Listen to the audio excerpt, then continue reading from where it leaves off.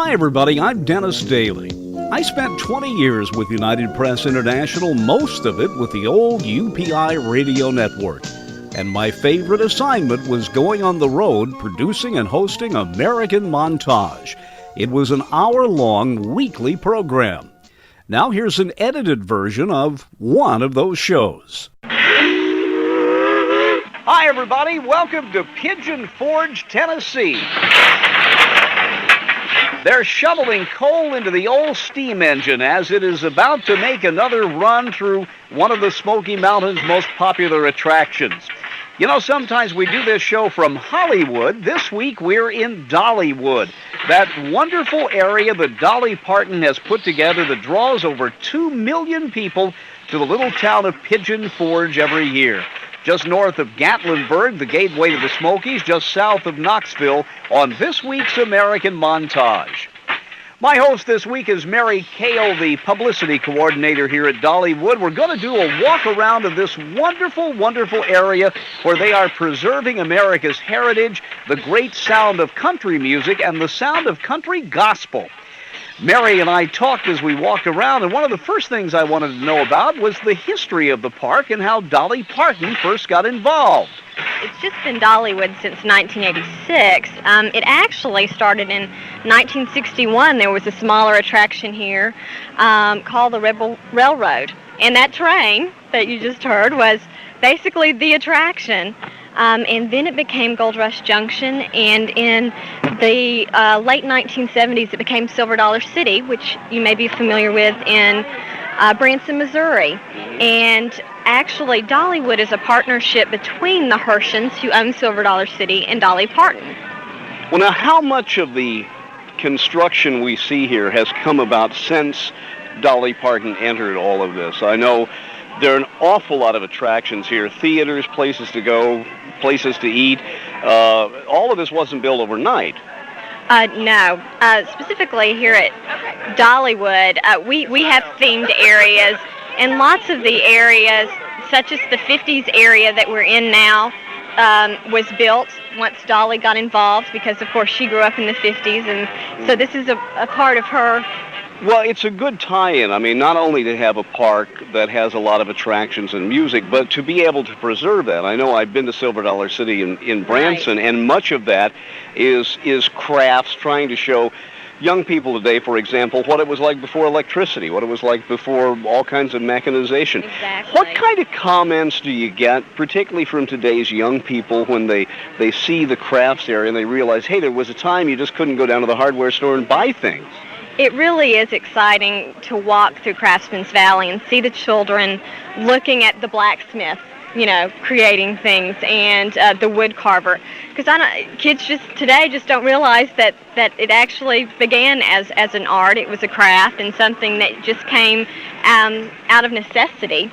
And in fact, we have a lot of individuals who have asked, you know, how can I learn how to do that? That's really neat. And so we do have a crafts preservation school here where you can take classes and learn a craft from our master crafts Actually passing it on down. Exactly.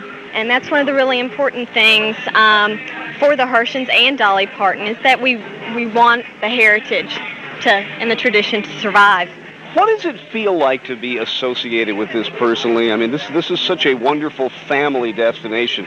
We're here in an area where this is all commercialized, but yet it's that kind of mainstream family kind of entertainment that you can, you know, everybody from grandma on down can be here.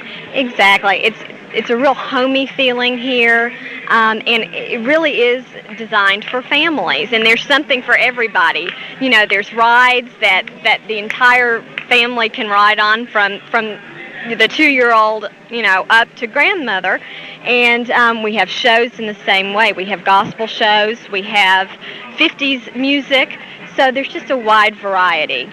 We're certainly in a part of the country which is strongly rooted in gospel music. I know you have a lot of really big-name groups coming in here. Can you tell us about that festival?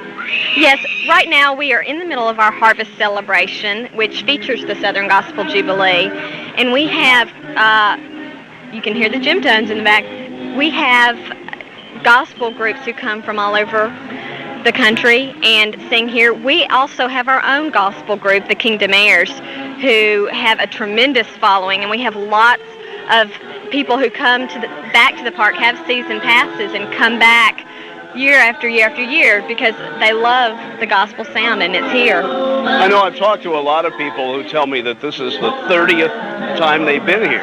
Exactly. We have a large proportion of our visitors are season pass holders because you can get a season pass for less than 2 one-day tickets. So they have a season pass and they just continually come back. She had lots of dreams as a child growing up here in Sevier County, and she made those dreams a reality. She really did go from rags to riches. Well, the first thing we see as we walk in is those childhood pictures. It's a video on a monitor. Yes, it does have childhood. Here's Dolly actually telling us. For every one of these items reminded me of a place, a thing, or a person whom I love and whose memory brings me joy. When is the season here? I would guess, unlike Disneyland, which is in Los Angeles, which is open all year, but with depressed hours during the winter, there's a time of the year you can't have it open here. Right.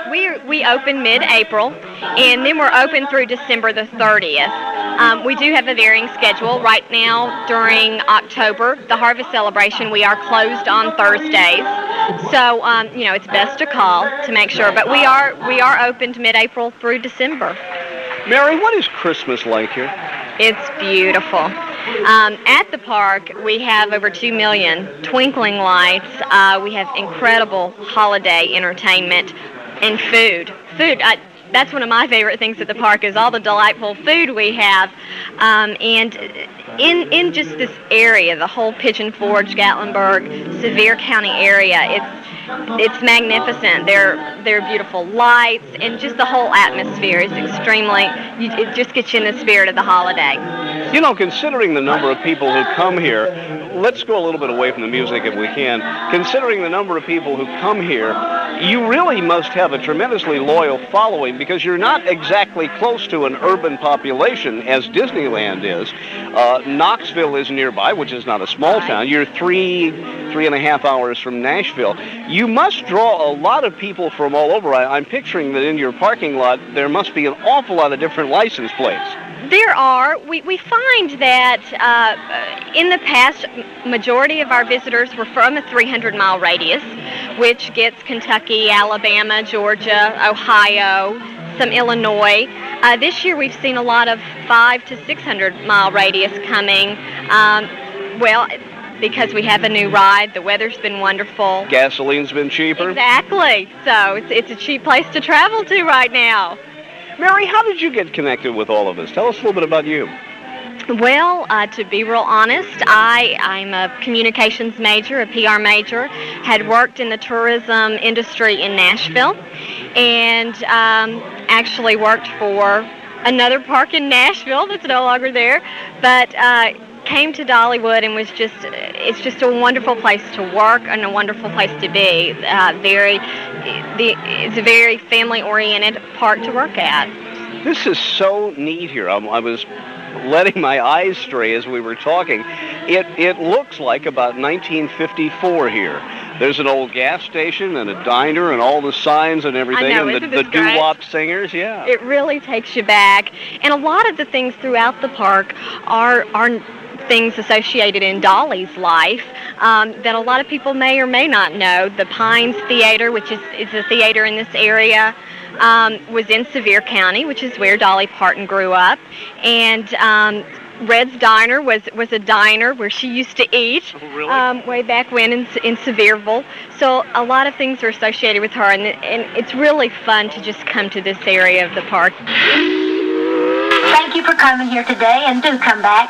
And you remember that I will always love you. Bye-bye.